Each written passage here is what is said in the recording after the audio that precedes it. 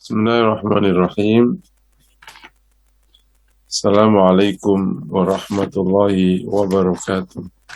Waalaikumsalam warahmatullahi wabarakatuh. Innal hamda lillahi nahmaduhu wa nasta'inuhu wa nastaghfiruhu wa nastahdi wa na'udzu billahi min shururi anfusina wa sayyiati a'malina.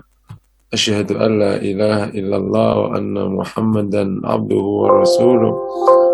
Allahumma fassalli wa sallim wa barik ala nabiyyina wa habibina Muhammad wa ala alihi wa sahbihi wa man tabi'ahum bi ihsanin ila yaumiddin, amma ba'd. Jamaah yang dirahmati Allah, tidak intinya kita panjatkan syukur kepada Allah. Pagi hari ini kita kembali bersama di Majelis Formula Hati online. Semoga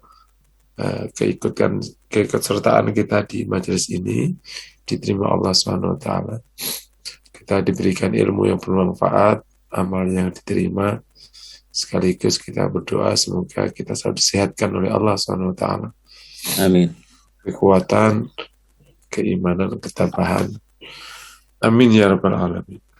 Sebelum kita membahas materi yang sudah disampaikan pengumumannya ke Bapak Ibu semua, ini adalah di desain terakhir, ini adalah majelis Formula Hati online bulanan. Suatu saat nanti ketika kita sudah menyelesaikan proses pandemi ini, semoga bisa offline. Nah, ini nanti offline-nya di Masjid Matoa bulanan. Insyaallah. Insyaallah. Kita sejenak bersama surat Toha ayat 70. Berapa tadi? 70. Ayat berapa, Pak? 76, Ustaz. 76. Ya. Halaman 317. A'udzu billahi minasyaitonir rajim.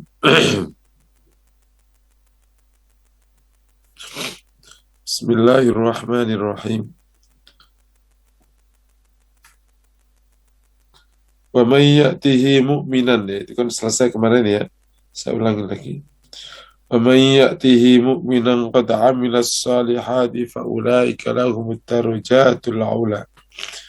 Jannatu 'adnin tajri min tahtihal anharu khalidina fiha. Wa dzalika jazaa'u man tazakka.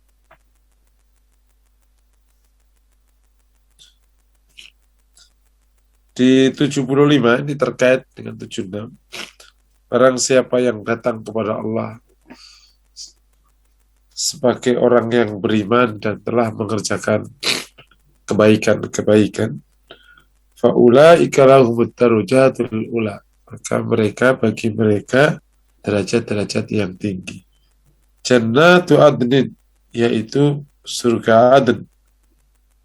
Tajri min tahtihal anhar, di mana sungai-sungai ngalir di bawahnya.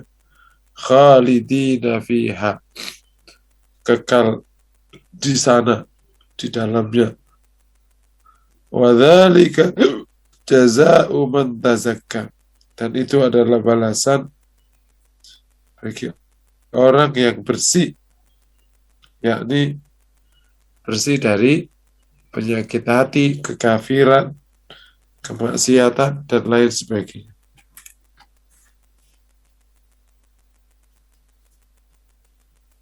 Nah, dijelaskan di 76 ini bahwa ad-darajatul ula yang ada di ayat 75 itu adalah Jannatu Adn, yakni ini nama surga.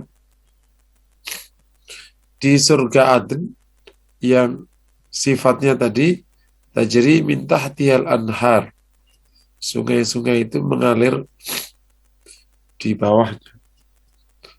Ada orang berkata begini, kenapa surga itu sifatnya tajri min tahtihal anhar?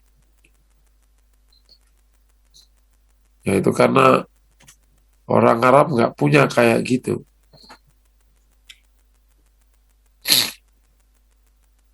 Itu jawaban terlalu bodoh memahami Al-Quran. Tajri min tahtihal anhar itu sifat yang memang sering dan menonjol juga dalam mensifati jannah, karena ini adalah, bukan karena ya, hikmahnya adalah bahwa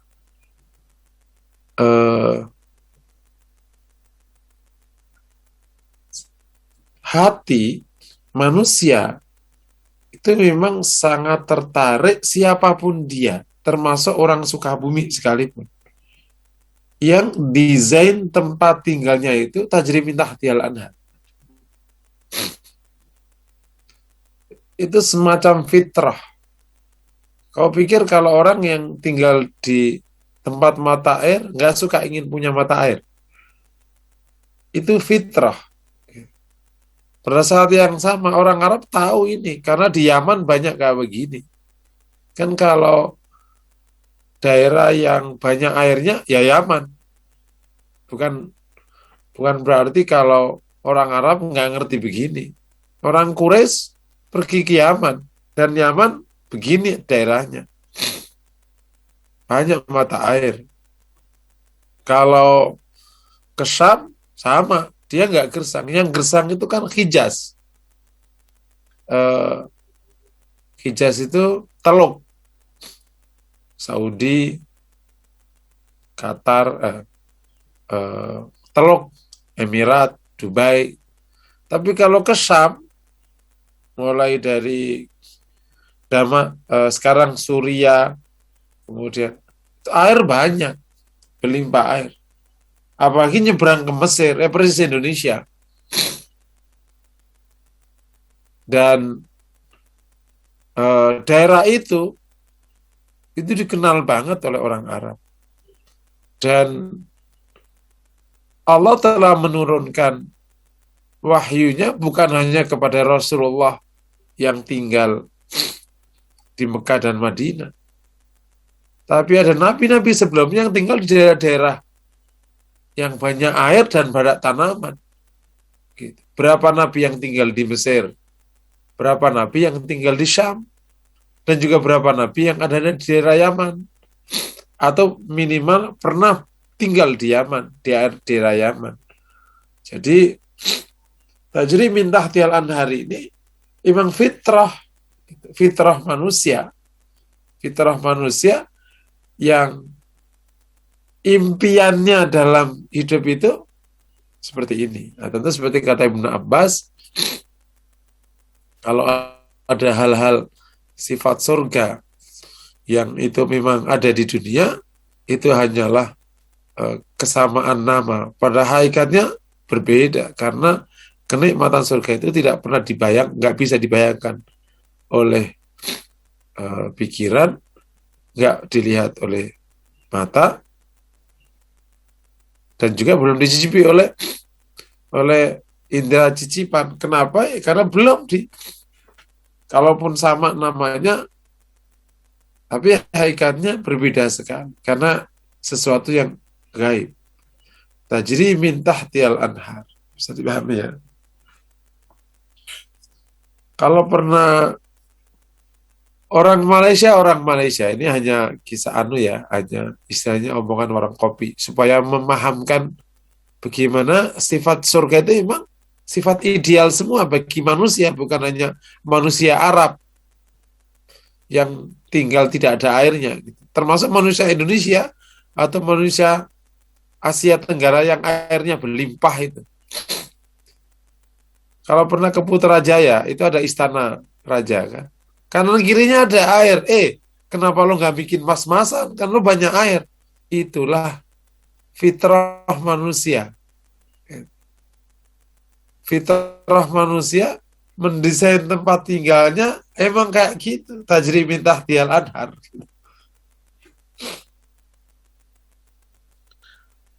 Wa dzalika man tazakka.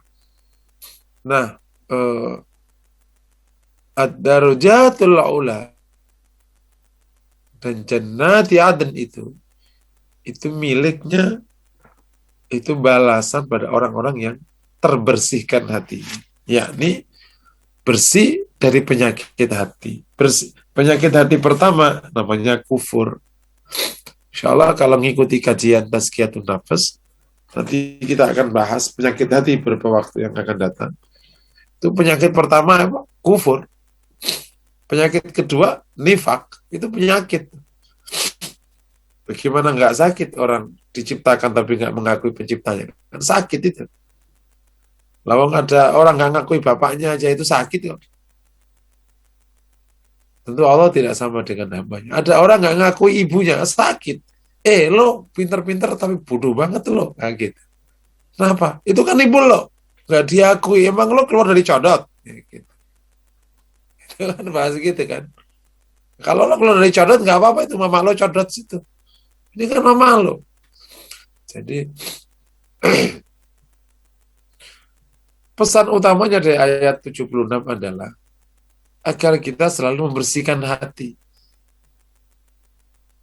Salah satu balasannya ya, atau nanti akan dapat balasan ad-darajatul aulad yang terkait dengan tazakah ini kan, qad aflaha, terkait dengan tazakah ini kan, qad aflaha man tazakka. Nah, salah satu bentuk keberuntungan ya masuk surga. Itu bentuk keberuntungan. Faman zuhzika 'anil nari wa adkhilal jannah faqad faz. Yang diselamatkan dari neraka dan masuk surga dia beruntung. Jadi beruntung itu ya selamat dari neraka, masuk surga. Jaza man tazakka ini juga sama dengan ayat wala tuhzini yauma yub'atsun yauma la malu wala banun yauma la yanfa'u malu wala banun illa man atallaha biqalbin salim. Ya Allah, jangan hinakan aku di hari di mana orang-orang dibangkitkan, hari di mana tidak ada manfaat anak dan harta kecuali yang datang kepada Allah dengan hati yang bersih.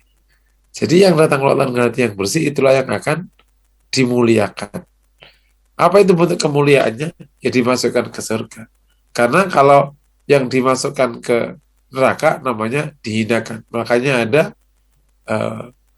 azab muhin, azab yang menghinakan.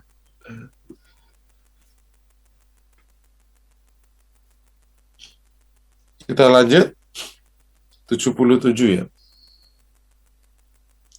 Laqad awhayna ila Musa an asri bi ibadi fadrib lahum tariqan fil bahri yabas.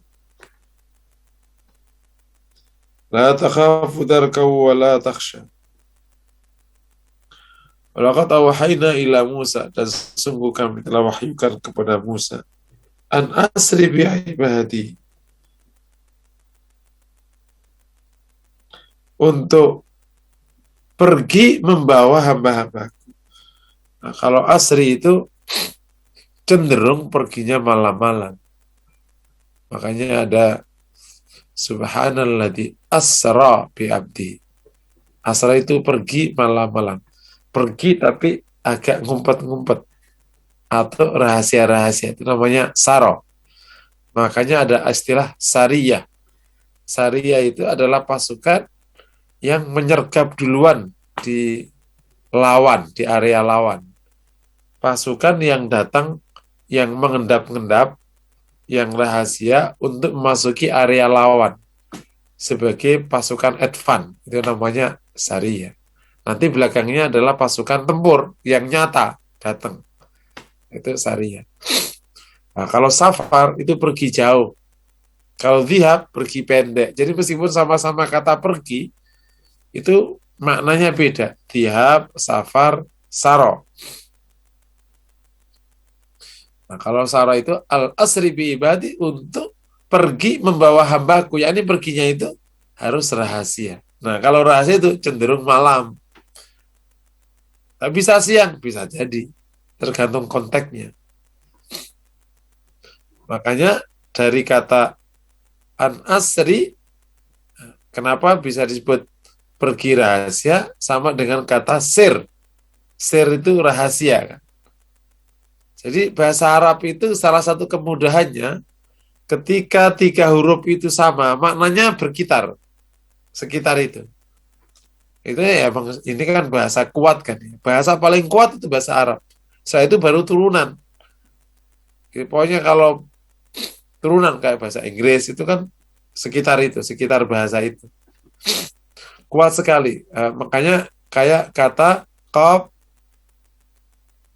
bala gitu kan. Qoblu itu sebelum, kibala depan, qobbala mencium, kibala itu di depannya, terus qobila menerima, semua di depan semua, area itu semua. Nanti akbala itu mau datang.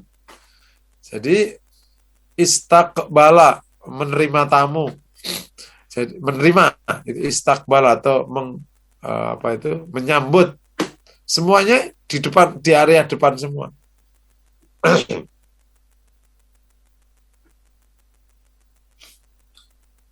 An asri bi ibadi, untuk pergi membawa hamba-hambaku. Fadrib lahum tariqa. Maka fadrib lahum tariqa, maka buatlah untuk mereka jalan yang kering. Tariqan fil bahri yabasa. Jadi jalan di jalan yang kering di laut. La takhafu darkan. Kamu tidak khawatir untuk dikejar atau tersusul. Wala taksha, dan tidak takut. Jadi ada takhafu dan taksha. Ya, ini kalau diterjemahkan agak lebih detail ya, takhafu takut, taksha khawatir. Meskipun kata khauf sama khosya nanti punya makna. Tapi ini terjemahnya begitu dulu. Allah perintahkan kepada Nabi Musa untuk membawa Bani Israel pergi dengan rahasia. Cenderung di malam hari. Dan kemudian membuat jalan di laut. Di sini fadrib lahum tariqan, untuk memukul agar menjadi jalan, kan kalau diterjemahkan leksikal fadrib ya, membuat jalan. Bahasa Arab itu begitu, salah satu keindahannya. Fadrib tidak selalu maknanya memukul ya, tetapi bisa membuat. Nah, tentu kisahnya terkenal sekali di puncak kezaliman Fir'aun itu, maka akhirnya Allah Ta'ala mewahyukan Nabi Musa untuk membawa Bani Israel yang telah diperbudak oleh Fir'aun. Jadi Bani Israel ini anak keturunan Israel, ya berarti anak keturunan Nabi Yakub, yang anaknya 12 itu, termasuk Nabi Yusuf di situ. Itu adalah kelompok keluarga yang besar, yang sering dapat perlakuan buruk dari bangsa-bangsa sepanjang hidupnya itu. Jadi lepas dari masalah masuk masalah baru. Lepas dari masalah masuk masalah baru. Dan salah satu waktu tenangnya itu pas di Madinah itu. Tetapi memang Bani Israel ini atau si Yahudi ini punya kelakuan yang begitu-begitu itu. Kalau sudah ditolong, mulai ruwet lagi. Ini kan Nabi Musa menolong ini kan nggak main-main. Begitu sudah selamat nanti di air Syam, ada aja permintaannya lah. Itulah kelakuannya. Makanya para ulama mengatakan, setelah turunnya Rasulullah, keutamaan Israel sudah selesai. Apa keluarga Israel atau Bani Israel ini selesai. Dulu kan wafaddalnakum alal alamin, kami utamakan kalian atas alam semesta. Karena apa? Karena diutus darinya dan kepadanya para nabi-nabi mulia. Berapa nabi yang diutus untuk mereka semua. Nah, setelah diutusnya Rasulullah, ya kembali kepada ayat yang kuntum khaira ummah ukhrijat linnas. Kalau dulu keutamanya itu didasarkan kepada kekeluargaan, begitu Rasul turun keutamanya didasarkan kepada kualifikasi.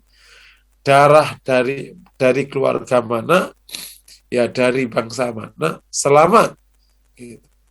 Ta'muruna bil ma'ruf wa tanhauna 'anil munkar wa tu'minuna billah selama beriman kepada Allah, amar ma'ruf nahi munkar, maka dia mendapatkan khairiyah atau kebaikan dan keutamaan menjadi khairah ummah.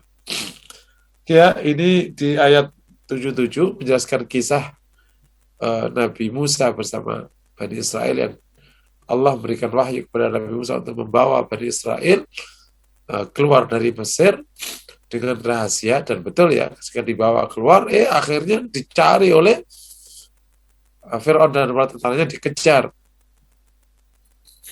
Dan bahkan Nabi Musa, inna lamudrakun, kita akan dikejar nih.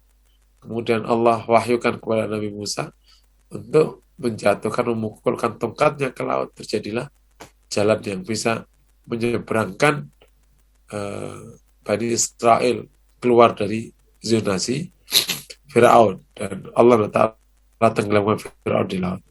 Ini kisah sudah sangat populer, dan ini merupakan kenikmatan besar yang Allah berikan kepada Bani Israel, selamat dari perbudakan. Selamat dari perbudakan. Jadi kalau Allah ingin menyelamatkan hambanya itu bisa berbagai macam cara. Jadi diselamatkan dengan cara si sang dolim itu diusir, ya kan? Atau dengan cara keluar dari wilayah kedoliman. Ini contohnya Bani Israel. Bukan Fir'aun yang ditumbahkan. Allah ngajarin ke Nabi Musanya bukan cara memerangi Fir'aun dan mengalahkan Fir'aun, tapi dengan cara keluar dari area dolim. Tentu ada hikmah, karena Bani Israel itu aslinya tidak tinggal di situ, aslinya tinggalnya di Syam. Karena Israel area dulu tinggalnya di Syam. Nah, kalau Nabi Yusuf itu caranya masuk ke kerajaan dengan cara yang sangat indah dan penuh dinamika. Cara-cara pelajaran yang banyak sekali dari Al-Quran. Gimana menumbangkan kedoliman itu. Jadi kedoliman di zaman Nabi Yusuf ditumbangkan dengan cara Nabi Yusuf dimasukkan ke istana. Dengan proses yang secara politis itu, keluarga istana itu hutang banyak kepada Nabi Yusuf. Jatuh cinta itu merupakan titik lemah kalau di politik. Jangan pernah mencintai orang, karena cintamu melemahkan. Lain lagi, Nabi Ibrahim tumbang di tempatnya Namrud. Lain lagi Rasulullah. Jadi para nabi itu punya strateginya sendiri yang Allah ajarkan kepada mereka. Sehingga dari itu menjadi peta di kita, cara menyelesaikan kezaliman. Ada yang bisa menggunakan cara Nabi Yusuf, merasuk dan membuat mereka hutang budi. Ada yang seperti Nabi Musa, mengeluarkan kezaliman. Ada seperti Nabi Ibrahim, langsung di depan mata. Gitu. Nggak panjang cerita. Seperti Nabi Hud, Nabi Saleh, termasuk seperti Nabi Nuh, yang doanya Allah, la tadar alal ardi minal kafirina dayyara, ya Allah jangan sisakan satu pun orang kafir di bumi. Itu Nabi Nuh. Jadi beda-beda sikap. Ada yang kayak Nabi Adam. Jangan lupa itu Nabi yang paling mulia. Dakwahnya dengan cara membuat anak yang banyak. Bagus. Lah itu cara, jangan dianggap remeh. Ibu-ibu kalau tidak bisa berdakwah, bersiap-siaplah rahimnya dilewati para pejuang. Ya, oke, Ustaz. Rahimku sanggup dilewati 10 anak. Nah, gitu. Itu kan bagian dari perjuangan. Aku akan melahirkan anak-anak yang akan menegakkan agama. Mungkin aku tidak bisa, tapi aku sanggup dilewati anak-anak itu. Brol, 10. Gak terbayang ya, gimana orang punya anak 10 kan. Tapi ada kan. Nah ini bagian dari perjuangan-perjuangan yang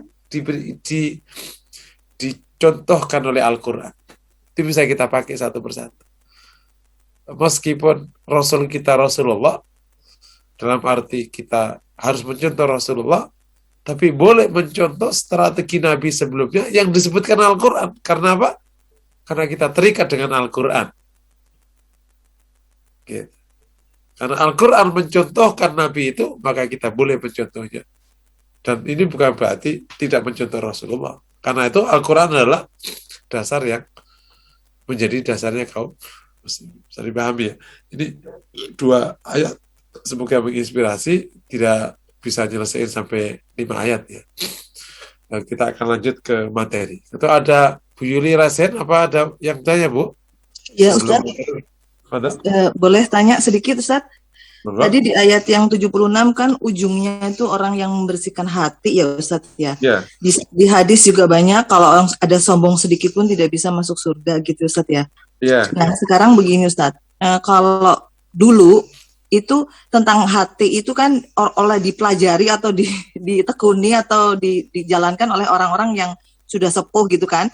Jadi belajarnya kita kan dari tauhid, dari fikih dulu gitu kan, sholat gini terus nanti berbuahnya kira-kira kan hati tadi Ustaz ya yang bersih segala macam gitu Ustaz ya. Nah sekarang kalau sekarang kan didekatinya maaf ya kalau Ustaz dari awal katakanlah si hati itu dijemput dari awal, dibersihkan dari awal dari kecil gitu ya Ustaz ya. Berjalan bersama-sama gitu kan, harusnya gitu kan pendekatan sekarang kan gitu ya Ustaz ya. Iya betul. Nah pertanyaan saya, kalau dulu Nabi itu bagaimana gitu kan, ini kan sebetulnya ilmu yang ada spesialisasi setelah sekian lama jauh dari Nabi gitu ya Ustaz ya. Apakah dulu Nabi itu kan berkata, bertindak atau apa itu ada di hadis gitu kan, terus muncul fikih gitu ya Ustaz ya. Nah yang hatinya kan nggak jarang barangkali atau tersentuh atau ada di profil Nabi gitu Ustaz. Jadi bagaimana itu menjelaskannya Ustaz? Oke. Terima kasih. Kalau ada 2 hal ya, kalau kita melihat ayat surat Al-Jum'ah, itu kan yang dikerjakan Nabi itu kan 3 hal. Walladzi laqad manallahu 'alal mu'minina ba'atha fihim rasulan minhum yatlu 'alaihim ayati. Allah telah memberikan karunia kepada orang mukmin ketika Ia mengutus dari mereka seorang rasul yatlu 'alaihim ayati, yang membacakan kepada mereka ayatnya, wa yuzakkihim, dan mentazkiyah mereka, membersihkan hati mereka, wa yu'allimuhumul kitab wal hikmah, dan mengajarkan kepada mereka Alkitab dan Al-Hikmah. 3 hal ini kalau menggunakan ilmu nahwu, al-wawu itu berarti maknanya bareng. Jadi saat membacakan ayat, saat itu pula juga ditazkiyah dan diajarkan ilmu dan kitab. Meskipun tidak harus bareng waktunya. Dalam arti secara konteks itu 3-tiganya itu masuk semua. Lain kalau fa, lain kalau thumma. Itu ada jeda waktu. Fa itu jeda waktu tapi dekat, kalau thumma jeda waktu tapi lama. Kalau wa itu bareng. Ja'a Zaidun wa Amr, Zaid sama Amr datang. Itu maknanya barengan. Nah, itu dasar pertama. Jadi sejak awal ya itu sudah dimasukkan. Kalau yang kedua, kalau melihat cara Nabi berdakwah, itu kan Nabi berdakwah bukan hanya dengan lisan, tapi dengan dirinya, yakni bentuk keteladanan. Sejak awal ketika menanamkan tauhid, sejak itu pula sudah diajarkan hal-hal yang akhirnya ilmuwan. Kalau sahabat kan nggak ada ini belajar fikih, ya enggak lah, pokoknya belajar jadi muslim ngikut Rasul kan gitu praktiknya. Gimana? Ikut aja Rasul. Rasul gimana? Sejak awal ketika Rasul berdakwah itu Rasul telah mengajarkan keikhlasan, mengajarkan kesabaran, mengajarkan tawakal. Oh itu dahsyat sekali. Sampai kemudian buahnya akhlak mulia gitu. Dan kalau kita langsung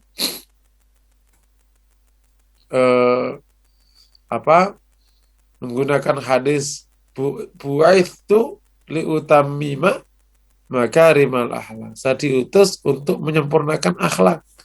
Itu berarti benar-benar dari target utama Rasul kan. Itu makarimal akhlak. Dan akhlak yang pertama akhlak kepada Allah, namanya tauhid.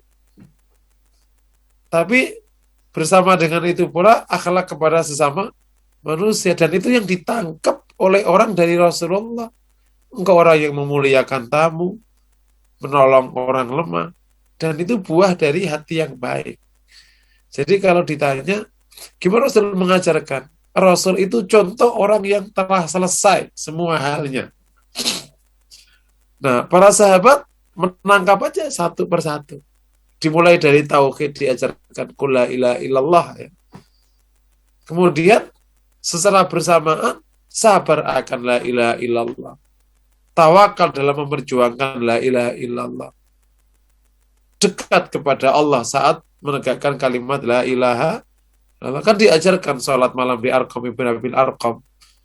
Itu bagian proses tazkiyatun nafas. Jadi kalau ditanya, ya blended dari awal. Nah, bahwa terjadi konstruksi keilmuan itu kan karena supaya memudahkan aja ke generasi setelahnya, supaya kalau di blended orang pusing, ini bagian ini ya, kira-kira gitu. Terus pertanyaannya, kenapa kok tiba-tiba datang ada kalau ngaji tasawuf itu setelah umur 40? Ini adalah proses sejarah saja. Proses sejarah setelah kaum muslimin terbelakang. Kalau zaman sahabat, zaman tabiin, ya nggak begitu mereka. Mengajarkan ikhlas dari awal. Proses sejarah setelah terbelakang saja, dan karena konstruksi keilmuannya telah demikian melebar ya, karena ada konstruksi awalnya kan, ini tauhid, ini bareng-bareng gitu. Lama-lama kan semakin melebar ilmu kan gitu.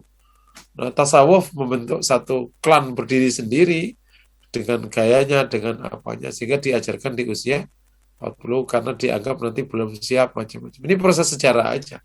Makanya para ulama di masa kebangkitan Islam itu tidak lagi tertarik menggunakan tasawuf kan, tapi menggunakan tazkiyatun nafas supaya keluar dari areanya itu dan kembali kepada konsep lama. Ini kan bagian dari proses kembali ke Quran dan Sunnah yang didengungkan oleh para pemikir modern kan. Ayo kembali ke Quran dan Sunnah kalau kita ingin maju kembali. Itu sama saja. Kenapa pakai tazkiyatun nafas, tidak pakai istilah tasawuf? Supaya kita kembali aja ke zaman awal. Gimana Rasul ajarkan hal ini kepada para sahabatnya. Tidak pakai proses yang terlalu berliku-liku dan terlalu terstrukturalis. Seakan-akan orang Islam itu ya orang Islam biasa, orang Islam tasawuf, beda-beda. Ya Muslim itu gimana? Ya begini ini orang Islam itu. Ya ikhlas, ya sabar, ya syukur, ya tawakal, ya zikir, ya itulah orang Muslim. Ya kerja. Kan desain Muslim kan gitu dari awal. Bukan kalau ini orang yang kerja, kalau ini orang yang tasawuf sudah nggak kerja, makanya dari langit. Kan nggak gitu. Desainnya nggak kayak arah yang panjang sampai akhirnya terbelah-belah komunitas sampai akhirnya terbelah-belah komunitas masyarakat. Ini orang fikih. Kalau orang fikih nggak ngerti tasawuf, ini orang tasawuf melewati masalah fikihnya. Semua ulama fikih dulu orang tazkiyatun nafas. Imam Malik orang apa? Imam Syafi'i orang apa? Dan gitu kira-kira. Tapi kan belakangan setelah abad 17, 18 ya, Masehi atau di Islam setelah abad 13, 14 jadi terbelah-belah. Kalau ini orang tasawuf nih. Udah tidak perlu fikih. Oh, kalau orang ini fikih belum ngerti tasawuf, ya akhirnya menjadi berhadapan-hadapan ilmu itu. Karena apa ya? Karena secara keilmuan saking luasnya sehingga akhirnya terjadi biasa kan. Kalau ini sosiolog, ini antropolog, ini psikolog. Awalnya dulu kan ilmunya ilmu satu, IPS kan gitu dulu. Sehingga terjadi karena proses keilmuan. Nah, ini alhamdulillah ada kesadaran, udah kembali aja ke awal. Gitu. Wallahu a'lam bishawab. Ya, syukron Ustaz. Jazakallah. Kita langsung ke materi ya. Ya, silakan Ustaz. Temanya sebagaimana disampaikan di menghadapi pandemi, meningkatkan imunitas antara iman dan ilmu. Di jamaah yang dirahmati Allah Subhanahu wa taala, ya kita akhirnya memang hidup di situasi seperti ini.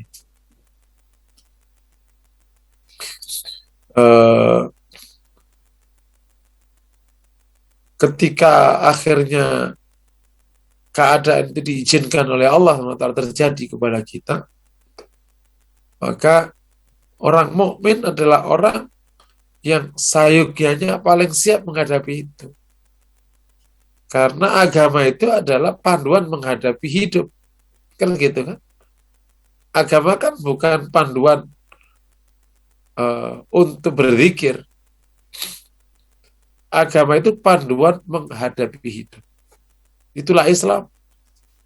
Karena yang menetapkan Islam ini adalah yang menciptakan alam semesta. Dan karena Rahman Rahimnya, Allah turunkan panduan. Taha ma anzalna alaikal qur'ana litashqa. Kami tidak turunkan Al-Quran ini untuk membuatmu celaka. Illa tadhkiratan liman yakhsha. Ini peringatan bagi yang takut. Takut kepada Allah, takut akan murka Allah. Jadi dia merupakan panduan-panduan, pedoman-pedoman supaya hidupnya ini baik, nggak celaka. Termasuk ketika ada pandemi, ya ini pandemi ini taun atau serangan, nah itu bisa dibahas. Kalau taun nggak mungkin masuk kota Mekah Madinah, karena sudah disabdakan Rasulullah. Kalau masuk kota Mekah Madinah, berarti itu bukan taun, itu serangan. Jadi ini adalah, nah itu bab yang lain bisa dibahas. Nah, menghadapi pandemi yang tidak menentu ini, tidak mustahil juga, ini nggak selesai sampai bertahun-tahun. Kalau flu Spanyol hampir setahun atau 2 tahun, ya ini nggak tahu nih sampai kapan. Meskipun di beberapa negara telah menunjukkan kebaikannya. Sebabnya apa? Karena bola.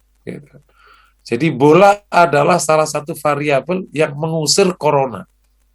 Buktinya begitu ada bola, corona hilang. Itu di Piala Eropa. Tapi agama, ibadah adalah musuh utama, bukan, adalah target utama corona. Contohnya haji. Jadi kalau guyon di warung kopi ya, haji itu takut sama corona. Tapi kalau bola menantang corona, dan coronanya takut betulan. Makanya Piala Eropa tetap gegap gempita. Coronanya pergi. Begitu haji, corona justru menghajar habis-habisan. Gak ada yang berani haji. Ini beda mental aja. Makanya tadi malam baru rapat sama DKM. Saya rapat, Ustaz, gimana keputusannya? Saya katakan, sholat Jumat, jamaah tetap jalan. Gitu. Ini yang ditakutkan, kita makhafatul darar, ilatkan makhafatul darar, takut akan ada darar, mudarat. Itu yang dijaga. Kenapa? Itu Piala Eropa udah selesai. Enggak deh, Piala Eropa. Jadi ngelihat dan macam-macam, nanti ada situasi yang memang berbeda, nah kita akan lihat. Itu kan keputusan kayak gini kan bisa berubah setiap saat kalau ada perubahan-perubahan. Kecuali nanti ada dinamika yang sangat tinggi, termasuk bagaimana kondisi di lapangan, kebijakan, pemangku kebijakan seperti apa, nanti bisa berubah keputusan. Sekarang Jumatan sama jamaah jalan aja. Karena apa?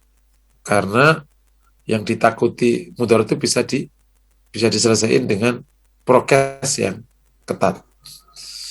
Karena di area lain kalau yang prokesnya ketat masih izin. Nah, jadi kami ulangi lagi, justru di lapangan faktanya bisa kebalik. Orang yang tidak beriman itu bisa menyikapi lebih proporsional Tetapi secara umum tetap orang mukmin yang paling siap untuk menghadapi ini. Kalau orang mukmin nggak siap, berarti sebenarnya dia perlu belajar agamanya dengan jauh lebih baik. Karena emang agama atau Islam itu terasa manfaatnya dalam situasi-situasi seperti ini. Ketika terjepit, itulah agama yang menolong. Kalau longgar kan, orang pakai apa aja bisa. Kalau kejepit, agama yang menolong.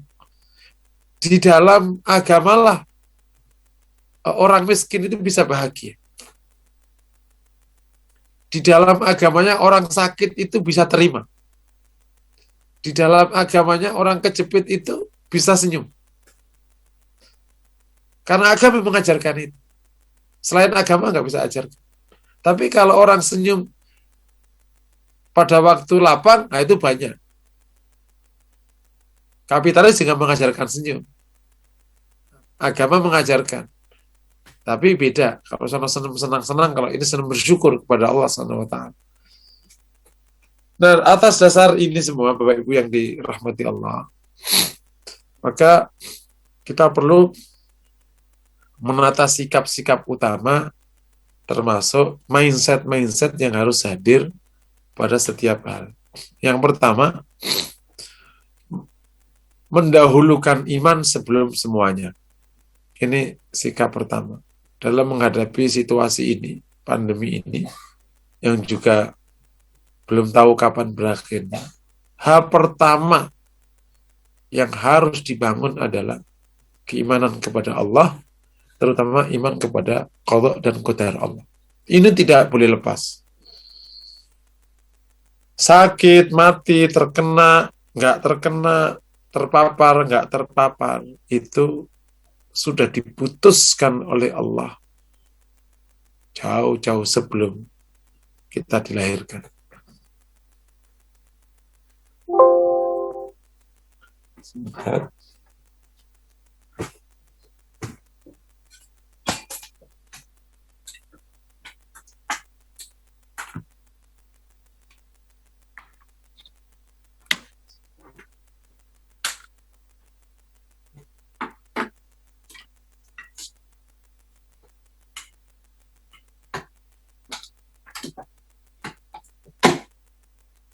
Nah, Bapak Ibu yang dirahmati Allah,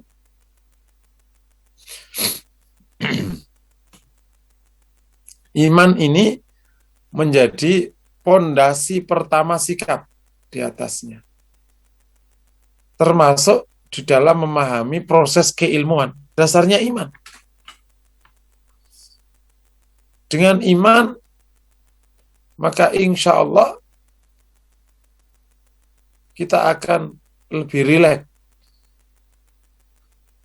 dan lebih yakin dalam menjalani hidup. Sekaligus lebih benar dalam menjalani hidup. Itu membuat generasi awal dan setelahnya yang bisa melewati masa-masa yang jauh lebih sulit daripada masa kita hari ini. Itu yang membuat para Hawariyun, para pengikut para nabi, bertahan dalam situasi yang paling berat sekalipun. Nah, berkaca dari para sahabat Rasulullah, sepanjang hidupnya terancam rasa takut. Sepanjang hidupnya. Waktu di Mekah, mereka menjadi kelompok lemah. Setiap hari terancam. Waktu di Medina, setiap hari perang. Sama aja terancam pula. Kan di Madinah itu ada 50 berapa kan? 54 lebih kan. Nah, setiap 2 bulan sekali kalau kita buat average. Setiap itu pula dia. Jadi, makanya kalau sahabat mendapatkan kemuliaan yang tinggi sisi Allah, itu memang pantas. Setiap hari dia bertaruh nyawa mempertahankan agama ini. Nah, kita yang terimanya enak-enak ini. Ngaji online kan, ngaji aja online kan, sambil ngopi di rumah, Masya Allah, semoga pahalanya nggak berkurang. Jadi tidak ada satupun yang bisa jatuh ke kita kecuali atas izin Allah. Hadis Rasulullah, "Lawis sama'an nasu ala ayyang fa'uka la yang fa'uka illa bisyai'in qad kataballahu laka. Wa nistama'u ala ayyadurruka la yadurruka illa bisyai'in qad kataballahu alaih. Rufi al-qalamu wa juffatis suhuf."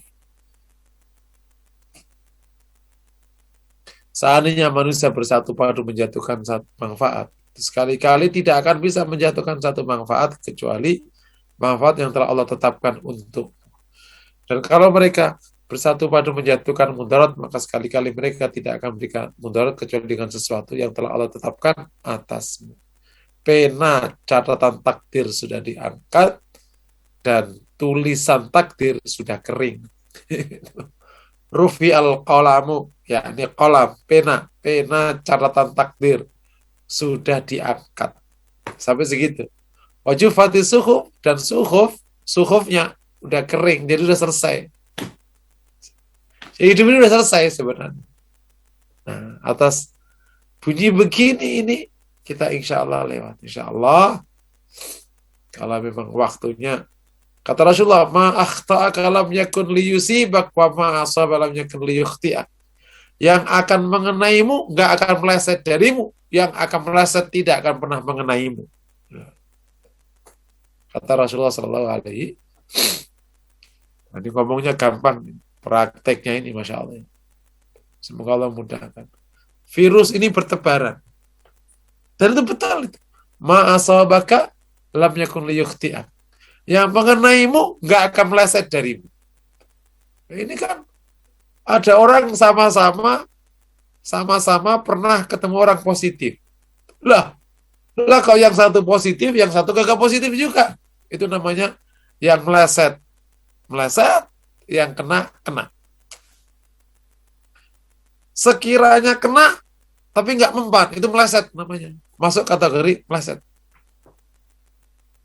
Ibarat kalau panah, brut, yang kena enggak.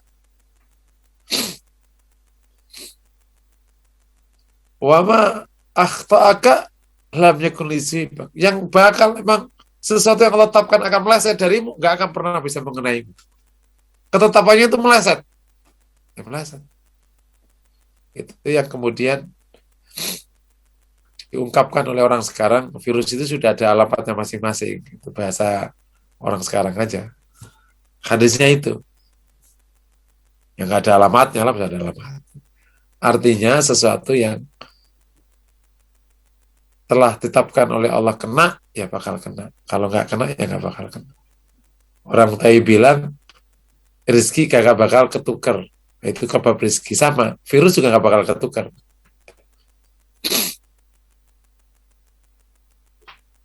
Jadi dengan iman yang kuat ini, kita berharap kita tetap rileks dalam hidup. Memang nggak sedikit yang ekstrim dua-duanya. Ada yang sangat ketakutan dan ada yang sangat mengabaikan. Ini dua-duanya keluar dari koridor iman. Yang sangat ketakutan berarti seakan-akan virus akan selalu mengenainya dan mematikannya. Dan yang mematikan Allah. Tapi yang sangat mengabaikan, dia lupa atas nama iman kau diperintahkan oleh Allah untuk mengambil sebab dan bertanya kepada ahlul ilm dalam semua hal. Ya, yang pertama itu. Yang kedua yang harus dikembangkan adalah tambah sabar dan semakin sabar. Ya ayyuhalladzina amanu sabiru wasabir. Hai orang yang beriman, sabarlah dan tambahkanlah kesabaran. Jadi kalau masalah itu satu, sabarnya dua, berarti lulus. Masalah dua, sabarnya dua, ya pas, po, tumbang. Masalah dua, sabarnya harus tiga. Masalah tiga, sabarnya 6. Masalah 6, sabarnya 12. Jadi harus tambah sabar, tambah sabar. Dulu pertama kali nikah, masalahnya cuma dari istrinya aja. Oke, siap. Tambah istri, tambah anak. Kok sabarnya sama? Ya nggak sanggup. Begitu anaknya rewel, wah, berarti sabarnya nggak cukup mengcover masalah. Oke ya. Kalau definisi sabar, makna sabar, ya refer ke kajian kuliah Selasa malam, bab sabar. Nah, di sini sabarnya harus nambah. Jadi setiap hari sabarnya harus nambah, nambah, nambah, nambah. Ibarat kalau baskomnya itu elastis. Awalnya dikasih kue 2, kumuat. Pak, ini masih tambah lagi, boleh? Tambah lagi. Tambah lagi nih. Tambah lagi. Jadi tambah masalah dia semakin melebar, semakin melebar. Sanggup menanggung. Sekarang kan masalahnya awalnya kan istri sama anak. Urus ini sama anaknya udah bisa ubanan gara-gara istri sama anak. Istrinya cerewet, istri di bisnis berhenti semua pandemi. Wah, tambah ruwet. Dan faktanya banyak yang cerai ya di pandemi ini, Masya Allah. Anaknya karena kalau dulu sekolah enak yang ngurus gurunya, sekarang apalagi sekolah yang IT, enak pokoknya berangkat pagi pulang sore, udah bisa sama gurunya aja dah. Makan di sana semua di sana, pulang tinggal tidurnya. Ini sehari-hari di rumah, ruwet, adik kakak tengkar. Belum lagi karena pandemi nggak ada pembantu. Masak sendiri, panjang wah cerita sudah. Mending kalau income-nya ngalir. Ini bisnisnya pada berhenti. PHK, wah panjang cerita lagi. Udah anak di rumah, istri di rumah, duit nggak ada. Tambah. Udah kayak gitu, ada virus ini, ada yang positif. Naudzubillah. Ketakutan lagi. Udah kayak gitu, tambah dakwah. Kalau yang ini ya, yang ngambil peran lebih lagi. Urusan lembaga, urusan organisasi, urusan pondok, urusan dakwah, urusan negara. Tambah sabarnya, tambah kuatnya. Setuju ya insya Allah ya, Masya Allah. Nah kalau sabarnya sama ya tumbang. Acaranya dibanyakin aja dikir. Insya Allah sabarnya tambah. Dengan izin Allah SWT.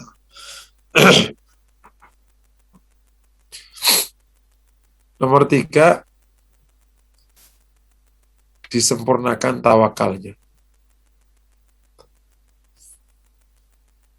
Yakni justru dalam situasi yang tidak menentu ini, setelah iman sabar, tawakalnya semakin tinggi. Udah serahkan aja sama. Ya Allah, virus ini Engkau yang mengizinkan. Dan ini adalah makhlukmu. Maka hanya kepadamu kami berlindung dari makhlukmu yang satu ini. Jadi dikembalikan kepada penciptanya. Karena virus ini nggak muncul sendirian. Belum ada penciptanya. Dan penciptanya mengizinkan bertebar sekarang. Apapun prosesnya.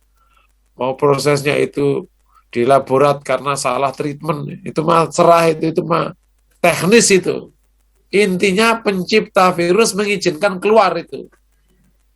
Dan virus ini ada. Atau karena rebutan batang virus di pasar Wuhan, nah itu teknis itu, terserah itu. Ada 8 teori masalah virus. Atau emang kecelakaan, atau emang terjadi begitu, apapun lah. Yang jelas, Allah izinkan ini menyebar. Maka kita serahkan kepada yang mengizinkan. Ya Allah, kami hambamu, Anta Rabbuhu wa Anta Rabbuna wa Anta Rabbul Mustadafin.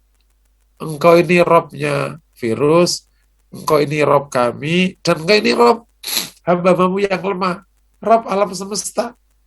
Engkau ini pencipta virus, pencipta kami, pencipta semuanya. Hanya engkau yang menyelesaikan urusan ini. Hanya engkau. Jadi kita serahkan kepada Allah Subhanahu wa Ta'ala. Oh, enak ya. Plong. Nah, disebut tawakal kalau ada akhdul asbab ya, mengambil sebab. Nanti kita bahas di poin kelima. Tapi intinya diserahkan kepada Allah. Belajar dari sahabat di perang Khandaq.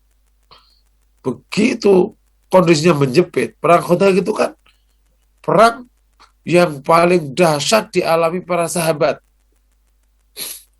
saat itu ya. Perang Badar gitu. Uhud ini Khandaq ini 10.000 pasukan saat itu loh ya. Terus pasukannya itu sudah gabungan Quraisy dengan non Quraisy. Jadi benar sudah dimusuhi semua orang. Bayangin aja. Yakni masyarakat yang baru terbentuk di kota Madinah itu diserbu semua orang. Bayangin aja. Habis gitu. Sementara paceklik musimnya. Lagi musim dingin tuh Pak. Kau tahu dinginnya Madinah kan? Jadi orang Mekah tinggal di Madinah. Wah dinginnya itu dahsyat sekali. Kalau orang Mekah kan agak lembab dikit, ya ada jeda kan. Agak enak kan. Kemudian lagi nggak ada makanan. Gimana coba? Diserang. Tapi para sahabat kan hasbunallah wa ni'mal wakil. Fanqalabu bi ni'matin minallah. Gitu. Mereka mengatakan hasbunallah wa ni'mal wakil. Cukup bagi kami Allah dan Dia sebagai sebaik-baik sandaran. Jadi udah kita serahkan kepada Allah, maka bisa berbalik keadaan menjadi baik dengan izin Allah SWT. Oke ya. Imannya diperkuat, sabarnya diperluas, tawakalnya disempurnakan. Semakin tawakal, semakin tawakal, semakin. Nomor 4, semakin takarub kepada Allah. Justru dalam situasi seperti ini, ulangi lagi, tidak boleh malah jauh dari Allah. Mau ada masalah kok jauh dari penciptanya, kumaha ya. Makanya kenapa kok sekarang ngaji majelis kok banyak? Ya udahlah kayak gini ngaji aja deh. Salah satu bentuk takarub itu kan ngaji. Yang takarub bersama ya. Kalau takarub itu kan ada dengan macam-macam, bisa pakai ngaji, bisa sholat, bisa zikir, bisa apa saja yang bisa dikerjakan. Udahlah ngaji aja deh gitu. Kalau saya tidak khawatir kalau saya tidak khawatir Bapak Ibu semua itu bosan macam-macam, atau ngaji setiap hari aja. Senin, Selasa, Rabu, Kamis, Jumat, Sabtu, Ahad, Senin, Selasa gitu terus aja gitu. Atau di rumah masing-masing. Jadi mendekat kepada Allah. Kesempatan yang baik untuk mendekat kepada Allah. Karena kita mengadu, dan ketika kita punya masalah itu, secara psikologis, gampang mendekat kepada Allah SWT. Rasa takut, gampang mendekat kepada Allah. Nah, oleh karena itu, jangan sampai kebalik. Dalam situasi seperti ini malah jauh dari Allah. Nah, takarub kepada Allah bisa dengan banyak hal. Bisa dengan hal fardu, bisa dengan hal sunnah. Hal fardu bisa mulai sholat maktubah, sholat sunnah, sholat sunnah, zikir sunnah. Hal fardu bisa dengan puasa fardu. Hal fardu bisa dengan tolabul ilmi. Tolabul ilmi kan fardu ya. Ini termasuk yang kita sodorkan ke jamaah agar bisa takarub dengan cara tolabul ilmi. Dan hikmahnya luar biasa. Kalau kita rajin ngaji, hal pertama kan diperbaiki mindsetnya. Terus dapat suplai ilmu, memperbaiki perilaku. Dari situlah nanti ada sikap-sikap yang lebih bagus. Memang semuanya berawal dari ilmu. Nah, kalau ilmunya tidak bagus, ya kesananya nggak bagus. Meskipun rajin ibadah, ibadahnya ghairi ilmin, tanpa ilmu. Tapi kalau ada ilmunya, Nah, itu insya Allah ibadahnya semoga lebih baik dan diterima oleh Allah SWT. Ya, taqarrub menggunakan nawafil dan faraid ya. Wa ma yataqarrab ilayya abdi bi syai'in ahabbu ilayya mimma aftaratuhu alaih. Tidaklah seorang hamba mendekat kepadaku dengan sesuatu yang lebih aku cintai daripada yang saya fardukan. Wala yazalu abdi yataqarrabu ilayya bin nawafil hatta uhibba. Dan tidaklah seorang hamba terus mendekat kepadaku dengan hal sunnah sampai saya mencintainya.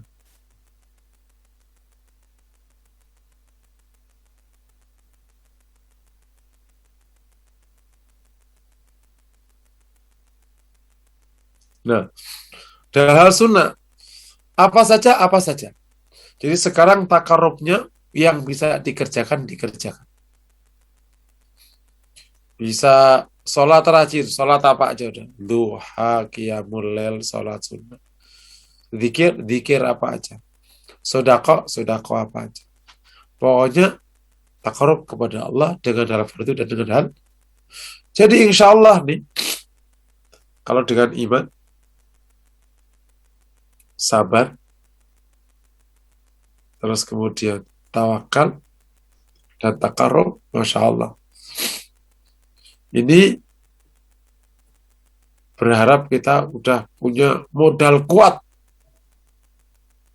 di tengah-tengah pandemi ini. Nah, tinggal ditambah yang kelima dan keenam. Yang kelima adalah selalu kreatif mencari solusi atas masalah yang dihadapi. Kreatif dan sungguh-sungguh namanya. Kenapa saya sodorkan kata kreatif? Karena bunyi iman justru mendorong kita untuk mengambil sebab. Bunyi iman dan termasuk menjadi syarat sahnya tawakal kalau kita mengambil sebab. Demikian belajar dari baginda Nabi SAW ketika menghadapi masalah. Meskipun ia orang yang paling berhak untuk tidak ngapa-ngapain, tapi Rasul memberikan contoh ngapa-ngapain. Meskipun ia tahu hidayah itu Allah yang tetapkan, tapi Rasul mengambil jalan agar hidayah itu diizinkan oleh Allah terjadi. Demikian dalam bab strategi perang, strategi yang lain. Maka mukmin harus kreatif mencari solusi. Oh, di awal-awal pandemi dulu gimana cari obat? Ya, kalau sekarang sudah mulai ada hal-hal yang sudah mulai berkembang. Nah, ini semua harus menjadi prioritas orang beriman. Menguatkan imunitas tubuh, menyehatkan badan, minum-minum herba, obat-obat modern, olahraga, itu konteks penyakit. Tapi konteks karena pandemi ini bukan hanya urusan kesehatan. Dari pandemi ini masalahnya sudah melebar kemana-mana. Udah masalah ke ekonomi, udah ke masalah sosial, udah ke masalah keluarga, udah masalah kemana-mana sekarang. Dampak dari pandemi. Di level dunia, jumlah yang rentan, jumlah yang akan mengalami kasus kurang makan atau tidak makan, itu naik 100%. Dari 127, semoga tidak salah angka saya, 127 juta penduduk dunia yang mengalami masalah makan, ya tidak makan maksudnya, tidak makan. Kelaparan sekarang naik 240 berapa. Jadi sudah dampak kepada ekonomi langsung urusan makan, tidak makan. Itu naik 100%. Nah, di konteks ini kita semua tidak boleh berhenti, harus terus ngambil peran kreatif, bersungguh-sungguh. Misalnya bagi yang diuji oleh Allah, di samping virus, ada PHK. Terus mencari jalan. selama masih ada matahari terbit, selama itu pula keluarlah mencari jalan. Dan seterusnya.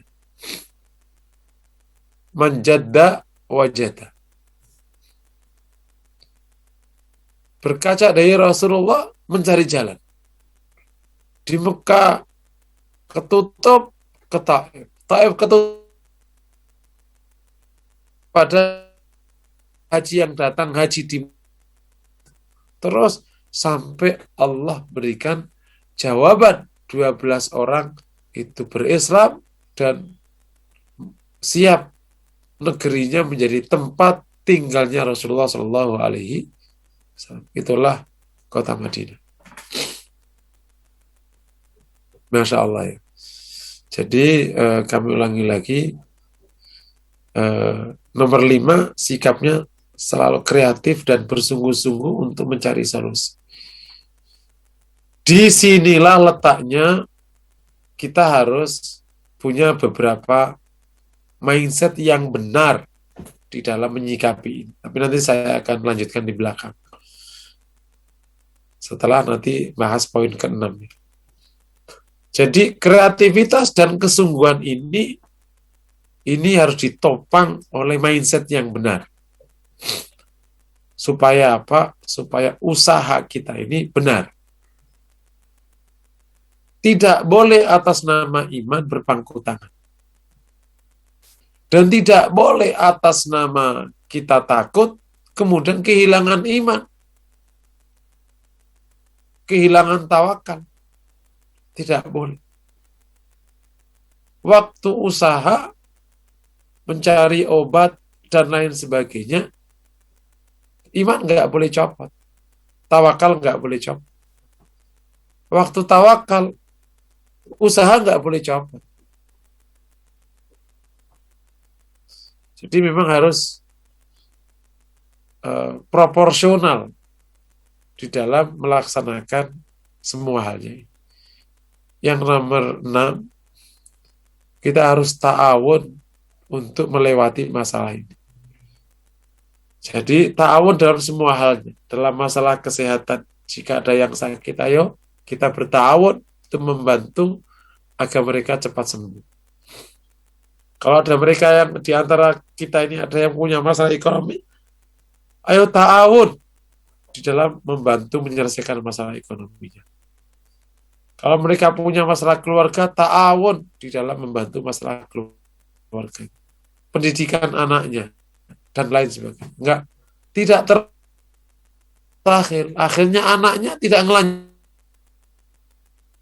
karena pandemi. Boro-boro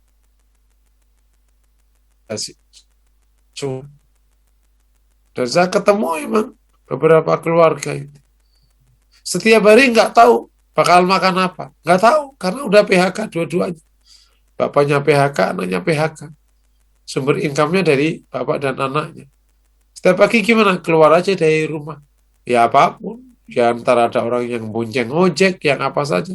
Keluar dari rumah. Itu hari-hari dijalani sudah selama pandemi ini. Jadi bayangin aja. Setiap hari tidak tahu yang dimakan hari itu apa. Kayak apa coba hidup kali gitu.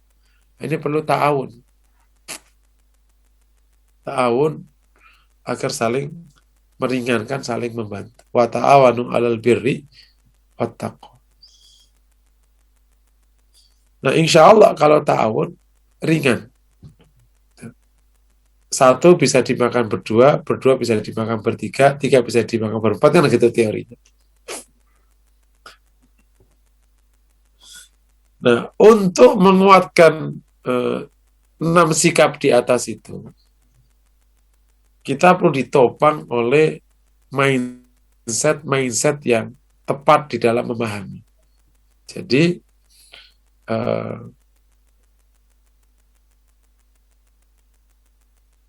iman, sabar, tawakal,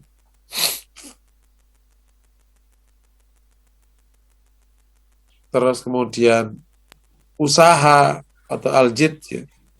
Kemudian takarub sebelumnya, ada ta'awun. Itu bisa terjadi dengan apik kalau ditopang oleh beberapa mindset yang benar. Yang pertama, berpikir ilmiah. Jadi apa saja, kita ini harus ilmiah. Ilmiah maknanya berdasarkan ilmu. Apa itu ilmu? Kumpulan data. Dalam konteks beragama juga harus ilmiah. Dasarnya harus yang bisa jadi dasar, Quran maupun hadis sahih atau hasan. Tidak boleh hadis maudhu. Nanti bisa bahaya. Termasuk di dalam menyikapi masalah obat-obatan. Harus ilmiah. Kan tadi orang usaha. Usaha itu kan bentuknya bisa penguatan imunitas. Harus semua ilmiah. Bukan asumsi. Semua data ilmiah. Termasuk dalam hal ini ketika menyikapi vaksin. Harus ilmiah. Tidak boleh asumsi. Apakah kita vaksin atau enggak vaksin. Harus ilmiah. Tidak boleh asumsi. Apakah kita minum herba ini, tidak herba ini, ilmiah, bukan kata orang. Kalau kita tidak punya data ilmiahnya, bisa menggunakan judgement ahli, jadi proses data begitu. Kalau kita tidak bisa punya data, tidak punya data primer atau sekunder, maka judgement ahli bisa dipakai sebagai sebuah data. Karena saking ahlinya, maka dia juga bisa dianggap sebagai data ilmiah, pernyataannya itu. Judgement ahli. Ini ada dokter yang sudah sangat piawai menyarankan obat ini. Pak, datanya nggak? Nah, ini bagus kok. Nah, kita bisa pakai itu ahli. Nah, berpikir ilmiah ini bukan kegiatan, tapi mindset. Bahwa kita tidak akan mengambil keputusan tanpa dasar ilmu. Ini yang harus terus dikembangkan. Kita sekarang hidup di masa di mana kita itu sebagai penerima berita sekaligus produsen berita. Jadi ada produsen berita jumlahnya 6 miliar. Hidup sekarang kita. Dulu kan produsen berita kan cuma beberapa saja, yakni kantor-kantor berita. Betul ya? Sekitar 10 tahun yang lalu kan gitu. Kita hanya dapat berita dari orang yang memproduksi berita. Sekarang, setiap manusia itu penerima berita sekaligus produser berita. Bahkan berita dari netizen bisa mengalahkan berita dari media mainstream. TikTok itu lebih cepat menyebar daripada media mainstream. Benar nggak? Kok dapat dari mana? Dari TikTok. Loh, bayangin aja. Saking ramenya platform TikTok itu. Nah, ini semua perlu mendapatkan sikap yang tepat. Nah, jangan sampai kita mengambil keputusan dasarnya adalah berita yang belum standar ilmiahnya. Dan ini rumitnya tak terkira hari ini. Sampai saya itu berulang kalau untuk memastikan semua halnya harus punya rujukan. Untuk kesehatan jangan rujuk ke sini. Untuk obat ngerujuk ke sini. Kalau ini ngerujuk ke sini. Gitu. Karena kalau tidak begitu, kita akhirnya bisa kejebak. Gitu. Ternyata nggak ilmiah. Ngeceknya harus berulang-ulang. Gitu. Untuk harus ini sekedar info saja. Vaksin ini, kalau orang virologi, tidak terlalu pro-vaksin. Tapi kalau orang farmasi, pro-vaksin. Dokter, pro-vaksin. Jadi yang saya akhirnya tanya, yang benar yang mana? Saya nanya ke salah satu pimpinan AstraZeneca, mantan pimpinan AstraZeneca. Saya harus tanya betul, saya mau kasih penjelasan betul. Itu gimana vaksinmu itu? Karena saya nanya anak buahnya, Ustadz, satu pintu, Ustadz. Nggak bisa, oh satu pintu. Saya masuk sini kan. Ternyata, akhirnya saya lebih ketemu malah yang dulu mantan pimpinan AstraZeneca, orang legalnya, orang farmasi. Dia jelaskan detail. Ini semua Saya minta data-datanya. Nah, ini proses yang harus biasa kita jalani. Gitu. Allah menegaskan, fas'alu ala dzikri in kuntum la ta'lam. Tanya sama yang tahu jika kau tidak tahu.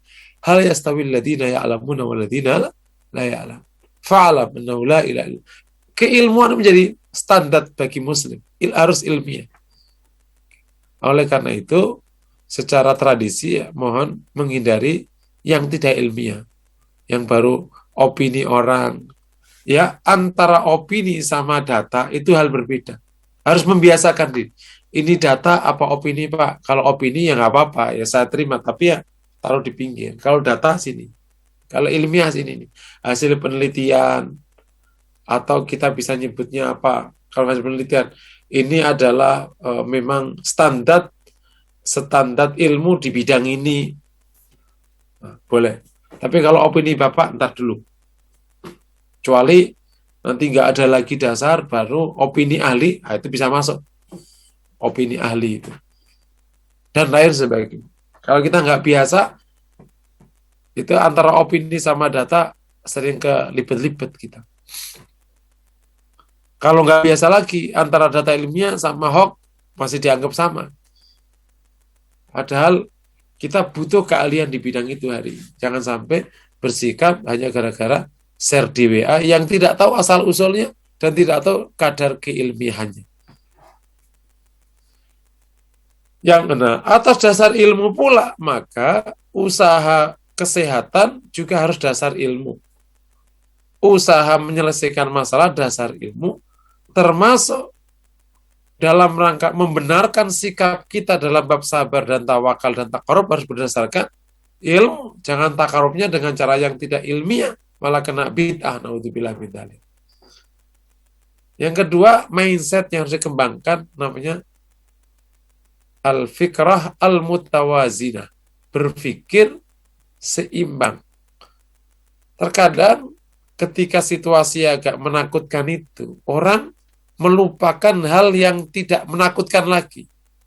Padahal begitu situasi yang normal, bisa kacau lagi misalnya. Atas nama virus, jangan sampai nanti ginjalmu bermasalah. Karena minum herbanya nggak pakai aturan. Atas nama virus, sampai hubungan sama keluargamu kacau. Ibadahmu kacau, semuanya kacau. Harus seimbang. Seimbang adalah memberikan perhatian kepada hal yang mengikat dirinya dengan proporsional. Pada saat kita ini menghadapi virus, kan kita tetap harus makan. Pertama, kita harus tetap ibadah. Harus taat beragama. Kita harus jaga keluarga. Jaga kesehatan non-virus. Ya jantung kejaga, paru-paru kejaga, gula tetap harus kejaga. Semua harus kejaga. Bukan berarti kalau virus yang lain dibiarkan. Nanti virusnya hilang, penyakitnya muncul. Jantungnya muncul, darah tingginya muncul. Semuanya muncul, malah bahaya. Jadi harus seimbang. Gitu. Termasuk keseimbangan antara diri dengan anggota keluarga yang lain. Termasuk dengan tetangga. Ini semua mendapatkan porsi yang cukup. Gitu. Kan jangan pula atas nama virus kita renggang sama anggota keluarga. Ya. Terus gimana lah? Yang nggak bisa kan ketemunya. Silaturahimnya masih bisa jalan. Berarti pertemuan keluarga pakai Zoom. Bisa jadi dijalankan. Gitu. Biasanya makan bakso bareng-bareng. Ya udah kalau gitu bikin Zoom. Mbak menu bakso ya, nanti kita makan bareng-bareng di rumahnya masing-masing.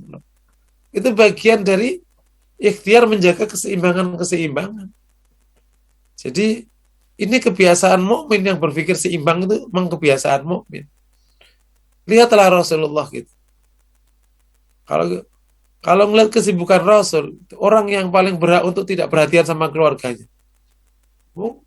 Bayangin ya, beban dakwah menghadapi raja-raja yang dahsyat, Romawi, Persia. Sementara ini negara baru berdiri yang jumlahnya 100.000 pesertanya. Udah jutaan. Tapi Rasul itu kalau sore masih bincang-bincang sama sahabatnya, rileks. Terus habis itu Rasul nyambangi istri-istrinya satu-satu kalau sore. Keren nggak hidup kayak begitu? Keren. Bukan? Nah kita ini baru sibuk di kantor udah lupa istri. Begitu ngurus istri lupa kantor. Makanya kalau yang keluarganya diurus, karirnya jeblok. Karirnya bagus, keluarganya jeblok. Gara-gara virus, sampai ibadah nggak keurus. Sholat jamaah nggak keluar, nggak berani, dan lain sebagainya. Jadi harus seimbang. Tentu seimbang tidak harus sama ya, proporsional maksudnya. Sesuai dengan kadar haknya masing-masing. Ya, berpikir ilmiah dan berpikir seimbang. Yang ketiga, ini sebenarnya juga materi tafsir Islami ya, secara umum. Saya suka menyebut sebagai berpikir menggunakan hati. Tapi ini istilah unik, berpikir pakai hati. Maksudnya adalah waktu kita berpikir itu, kita tidak pernah boleh lepas dari spiritualitas dan keimanan. Karena berpikir yang lepas dari spiritualitas itu nanti kalau dalam praktek berpikir menjadi sangat lepas. Bahkan yang menjadi sekularisme berpikir. Yang nanti menghadapkan antara agama sama produk ilmiah. Nah, bagi mukmin nggak boleh. Agama menjadi pondasi. Jadi saat minum obat, saat minum herba, saat apa saja, olahraga, itu tetap membawa keimanannya, spiritualitasnya. Itu yang bahkan nanti membangun imunitas tubuh lebih tinggi. Gitu. Jadi selalu menggunakan hati di dalam berpikir. Tidak lepas dari urusan hati. Maksudnya tidak lepas dari iman dan spiritualitas. Bahasa lain, menyertakan Allah dalam berpikirnya. Agar apa? Agar dapat petunjuk dalam proses berpikirnya, mengambil keputusan. Saya pernah dapat nasihat waktu saya kan punya amanah planning itu, perencanaan itu kan hampir 10 tahun nih. Kalau waktu Anda merencanakan itu yang menggerakkan otakmu, maka kau hanya merencanakan sesuai dengan kapasitas otakmu. Tapi kalau yang kau pada itu merencanakan itu, karena kau bersandar kepada Allah, Allah gerakkan tanganmu dalam menulis perencanaan. Maka bukan kapasitasmu yang digunakan, tapi kuasa Allah yang akan menjalankan. Nah, kira-kira gitu. Jadi waktu berpikir, terkadang kan kalau kita ketemu dokter, seakan-akan nih kan lepas tuh. 99% Pak tertangani. Tinggal 1% aja kuasa Allah. Kebalik bos. Kuasa Allah kalau cuma 1%. Kadang itu berpikirnya lepas dari iman dan spiritualitas. Pokoknya nih kalau sudah antivirus, vaksin, aman. Biasa aja, rileks aja, nggak usah gitu-gitu aman. Biasa aja. Makanya akhirnya kan kadang disekak sama orang agama itu, ya ini sama-sama. Yang orang agama nggak ilmiah, yang ilmiah nggak beragama. Naudzubillah min dzalik. Udahlah, ini dari Allah. Kadang beberapa komunitas saya itu kadang juga agak worry ya. Saya beberapa ketemu komunitas. Ada komunitas yang taat beragama ya. Sejak awal tuh masker kagak, pura-pura hand sanitizer sudah enggak. Diajak salaman cipika-cipiki, astagfirullah, ini kayak gitu. Dapat aja. Ini memang mengokohkan berpikir bersama dengan kuatnya agama ini perlu kesungguhan. Terkadang kalau orang kuat agamanya berpikirnya lemah. Makanya nggak sedikit masjid yang nggak mau prokes. Nggak sedikit itu. Tapi ada orang yang sangat kuat berpikirnya, ilmiahnya, agamanya lemah. Ketakutan sendiri jadinya. Paham ya? Di konteks ini kita belajar dengan sangat seimbang dan sempurna dengan izin Allah. Kayak ditopang 3 mindset. Ilmiah, seimbang, dan selalu menyertakan hati, iman, agama dalam berpikirnya. Sehingga keputusannya itu pas dengan izin Allah SWT karena Allahu Syafi, Allah yang menyembuhkan. Bukan obat yang menyembuhkan, bukan ikhtiar yang menyelesaikan. Tapi Allah SWT. Bapak Ibu yang dirahmati Allah, ini sekilas materi yang dapat saya sampaikan atas tema besar yang sudah diumumkan. Semoga sekilas ini minimal bisa membingkai hal-hal pokok dalam menghadapi pandemi yang tidak kunjung selesai ini. Membingkai. Selebihnya kita bisa diskusikan atau bahkan bisa baca-baca dari sumber-sumber yang lain.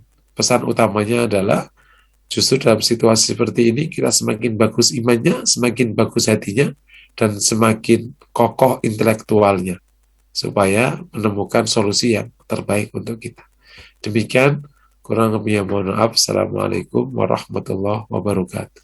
Waalaikumsalam warahmatullahi wabarakatuh. Masya Allah, Ustaz, sangat mencerahkan, sangat inspiratif, karena dengan hidup yang lebih rileks, lebih seimbang, inilah yang menurut para orang medis justru ini bisa yang menimbulkan hormon-hormon tertentu yang bisa meningkatkan imunitas tubuh kita.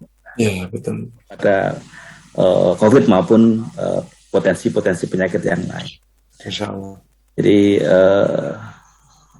menarik seimbang dan ini ilmiah seimbang antara iman dan ilmu jangan kita benturkan, tapi bagaimana kita menselaraskan. Tidak boleh terlalu takut, tapi tidak juga boleh menyepelekan. Ya, sehingga kita harus bisa menempatkan dengan proporsional. Baik, Bapak sekalian, silahkan kalau ada yang mau ditanyakan. Sebelumnya ini ada satu pertanyaan di chat, Ustaz. Tadi disampaikan sikap menghadapi pandemi antara lain dengan semakin takut kepada Allah. Bagaimana terkait sholat Jumat yang ada himbauan dari MUI, Ustaz, untuk sholat di rumah saja? Bagaimana pendapat Ustaz? Juga nanti kaitannya sama yang sudah ada keluar putusan dari Menak untuk menghimbau atau tidak membolehkan sholat Idul Adha secara berjamaah baik di masjid maupun di lapangan. Tafadhol Ustaz. Ya, ini pertimbangan-pertimbangan yang atas nama juga taat kepada Allah lahir pertimbangan itu. Cuman kalau masalah itu kan sudah lama dibahas dulu ya, waktu awal-awal boleh tidak Jumatan itu. Jadi pertimbangannya secara koridor fikih ada bahwa atas nama makhafatad darar, takut darar, ya, apalagi sampai ke level sakit berat dan kematian, maka Jumatan boleh ditiadakan, diganti dengan sholat duhur di tempatnya. Karena tidak mungkin orang berkumpul, karena berkumpul itu menjadi wasilah lahirnya ketakutan akan darar. Nah, kalau keputusannya itu atas nama dan berdasarkan agama, maka tidak keluar dari koridor takarub kepada Allah. Cuman diganti takarubnya dari Jumatan ke sholat duhur. Sama-sama takarub, cuman bentuknya takarub. Diganti dari sholat Jum'ah, diganti dengan sholat duhur. Persoalannya lain, ini bab para pengambil kebijakan. Kalau memang kondisinya standar ganda, itu akan jadi berbeda. Kalau standar ganda dalam pengambilan keputusan, hal menakutkan di area lain berjalan dan hal menakutkan di area agama tidak berjalan. Nah ini atau dibalik, itu akan menjadi pertimbangan lain dalam pengambilan keputusan. Bisa dipahami ya? Jadi kalau keputusan para ulama memang karena dikhawatirkan terjadi doror ketika sholat Jumat dan keputusannya atas nama agama pula, maka ini tidak keluar dari area taqarrub kepada Allah. Cuman diganti dari Jumatan ke sholat duhur di rumahnya. Dan itu juga taqarrub kepada Allah. Cuman lain lagi kalau keputusnya tidak begini dasarnya. Nah itu beda lagi urusannya. Memang kalau dalam rangka menjauhkan orang dari Allah beda lagi urusannya. Itu berarti bukan keputusan atas dasar Allah. Tapi kalau keputusan atas dasar syariat itu masih dalam koridor taqarrub kepada Allah Subhanahu wa taala. Wallahu a'lam bishawab. Baik, syukur Ustaz. Jadi antara sesama jamaah pun juga harus saling ini Ustaz ya, saling mengingatkan dan saling menjaga Ustaz. Kalau memang kita dalam masjid itu diperbolehkan untuk sholat, ya betul-betul prokesnya itu harus dijaga gitu Ustaz. Ya. Lanjutan nih bahwa ke masjidnya pakai masker, tapi begitu sholat maskernya dilepas gitu kan. Jadi artinya ini kan sujud kan harus nempel semua tuh 7 bagian termasuk hidung lah, itu kan ketutup sama masker, jadi maskernya dilepas kan, jadi oh ya, ini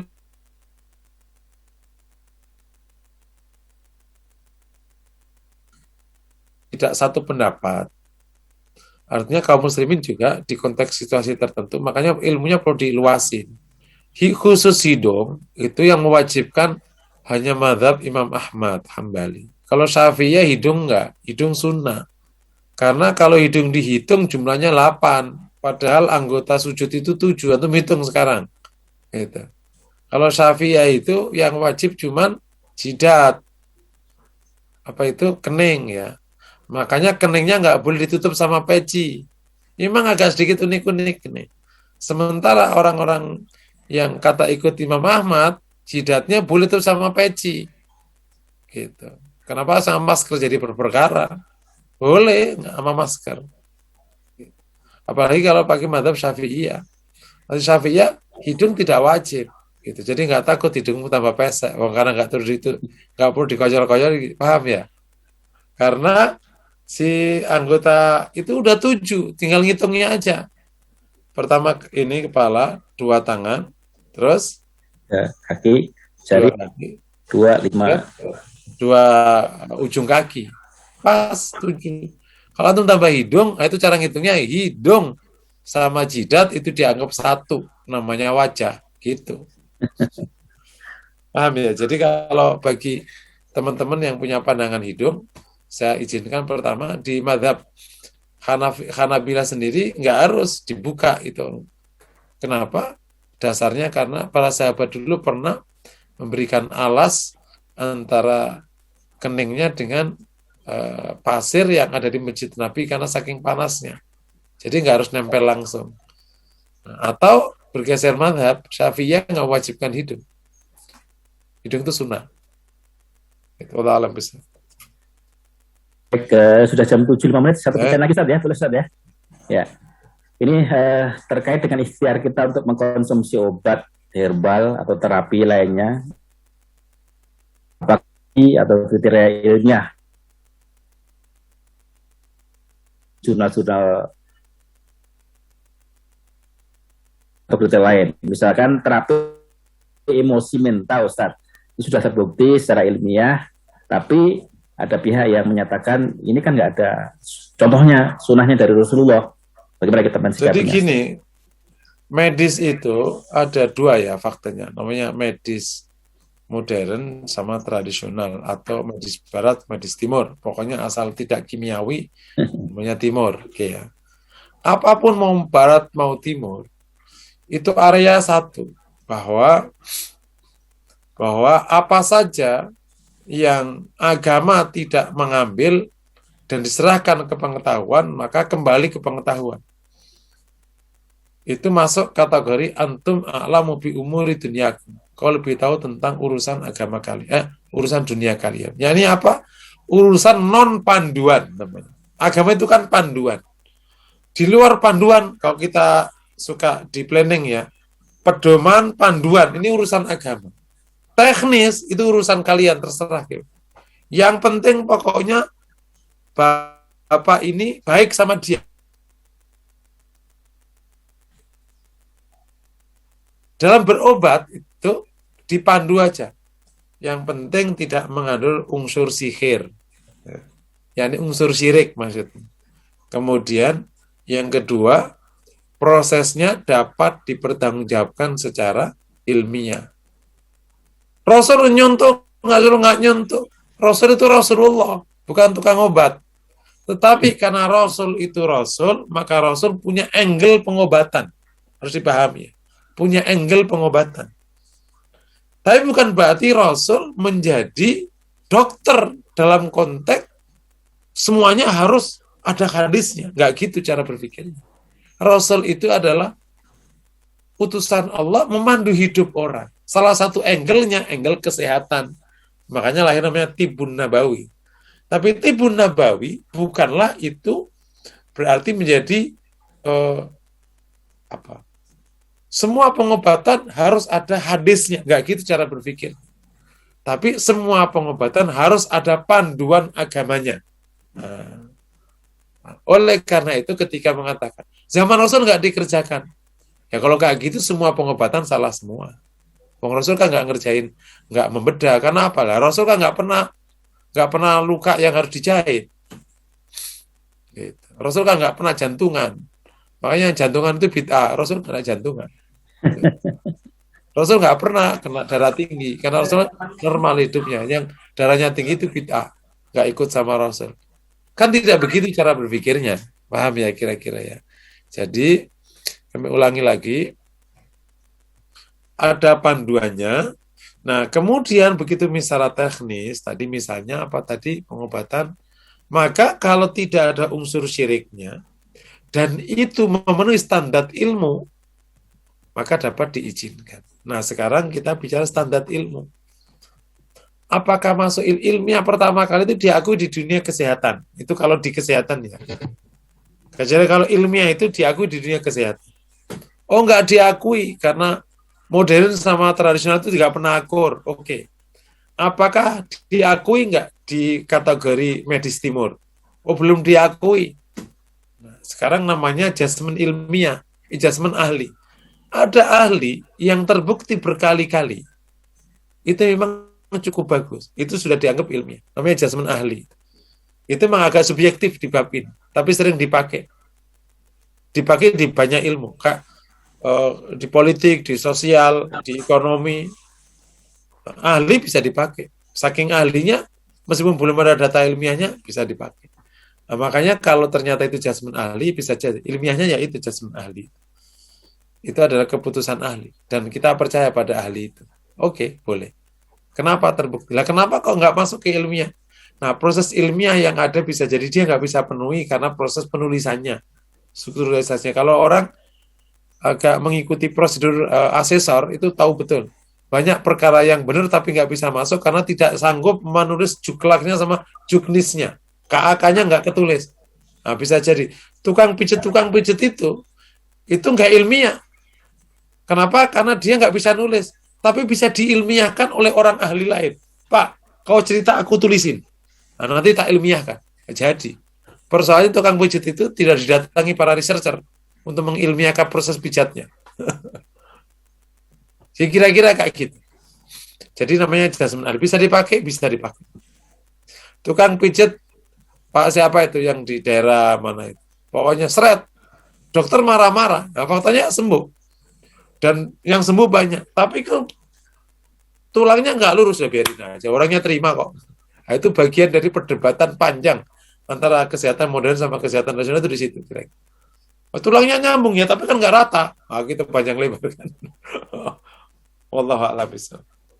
Baik, syukur Ustaz. Jadi Bapak sekalian, sudah 7.11, kita akan segera akhiri kajian ini. Kalau boleh saya rangkum sedikit bahwa sikap utama mukmin menghadapi pandemi ini adalah satu, mendahulukan iman, qadha dan qadar utamanya dalam hal ini. Kemudian yang kedua adalah tambah sabar dan semakin sabar, tambah sabarnya. Kemudian kita sempurnakan tawakal kita kepada Allah. Yang keempat adalah kita semakin takarub atau mendekat kepada Allah. Dan kelima adalah kita selalu kreatif dan sungguh-sungguh mencari solusi. Jadi ambil peran dan inisiatif untuk mencari jalan keluar. Yang keenam adalah ta'awun, saling menolong, meringankan saudara kita yang menghadapi atau terdampak pandemi ini. Dan mindset yang harus kita kembangkan untuk mensupport sikap tadi adalah satu, senantiasa berpikir ilmiah, termasuk dalam ini adalah mempelajari agama. Kemudian yang kedua adalah berpikir seimbang. Yang ketiga adalah berpikir dengan melibatkan keimanan secara aspek spiritualitasnya. Mudah-mudahan kajian ini bisa membuat kita lebih rileks, itu yang penting ya, lebih rileks, lebih santai, sehingga kita usir itu rasa was-was, rasa takut yang berlebihan, tetap waspada, prokes tetap kita jalankan, namun sekali lagi kita tetap berdoa pada Allah, karena ini turunan dan Allah yang mampu untuk mengangkatnya kembali. Ustadz, mohon kiranya ditutup dengan doa Ustadz, wabil khusus untuk jamaah Harodoh yang ada beberapa yang sedang diuji dengan sakit COVID ini, mau didoakan bersama mereka diberikan keikhlasan, kesabaran, dan kesembuhan. Jamaah yang dirahmati Allah, mari sama-sama kita akhiri dengan memohon kepada Allah, bermunajat kepada Allah, berdoa. Semoga Allah kabulkan doa kita. Kita istighfar beberapa kali. Astagfirullahaladzim. Astagfirullahaladzim. Bismillahirrahmanirrahim. Alhamdulillahirabbil alamin. Alhamdulillahi syakirin. Allahumma salli wa sallim wa barik ala nabiyyina Muhammad wa ala alihi wa sahbihi ajma'in. Allahumma ighfir lana wa tub alaina innaka antat tawwabur rahim. Ighfir lana wa liwalidayna warhamhum kama rabbawna shighara. Allahumma ati nufusana taqwaha wa zakkiha anta khairu man zakkaha ya rahmanu ya rahim. Allahumma ishfi amradana, ishfi mardana, ishfi mardana, ishfihim shifaan ajilan shifaan la yughadiru saqama. Allahumma rabbin nas adhibil ba's, ishfi wa anta syafi, la shifaa la shifa'u, shifaan la yughadiru saqama. Allahumma afina fi ajsadina, afihim fi ajsadihim. Afina fi asma'ina, afihim fi asma'ihim. Afina fi absarina, afihim fi absarihim. Bi rahmatika ya arhamar rahimin. Allahumma inna na'udzubika min hadzal virus. Allahumma inna na'udzubika min hadzal virus corona. Allahumma na'udzubika minhu ya Rabb. Anta rabbuna wa anta rabbul mustad'afin wa anta rabbul alamin. Allahumma ya Allah, ampunilah kami dosa kami, kesalahan kami. Ampunilah kami dan kedua orang tua kami, ya Allah. Sayangi mereka, ya Allah, sebagaimana mereka mendidik kami waktu kecil. Allahumma ya Allah, sembuhkan orang yang sakit di antara kami. Saudara-saudara kami yang sakit, ya Allah, mohon sembuhkanlah dengan kesembuhan segera, ya Allah, yang tidak menyisakan rasa sakit setelahnya, ya Allah. Allahumma ya Allah, anta syafi wa anta rabbul alamin. Ya Allah, kami berlindung kepadamu dari virus ini, ya Allah, virus corona ini, ya Allah. Engkau Rabb kami, Engkau Rabb orang-orang yang lemah di antara kami. Engkau Rabb alam semesta, ya Allah. Engkau yang mengatur segalanya, menghentikan segalanya, memutuskan segalanya. Ya Allah, sehatkan kami, dan sehatkan orang-orang yang sakit di antara kami, ya Allah. Rabbana atina fid dunya hasanah wa fil akhirati hasanah wa qina adzabannar. Wa sallallahu wasallam ala Muhammad wa ala alihi wa sahbihi wasallam. Walhamdulillahi rabbil alamin. Taqabbal bisirril Fatihah. Bismillahirrahmanirrahim. Alhamdulillah. Rahim maliki yaumiddin. Iyyaka na'budu wa iyyaka nasta'in. Shiratal ladzina an'amta 'alaihim ghairil maghdubi 'alaihim. Amin. Baik, syukron jazakallah Ustaz atas ilmunya.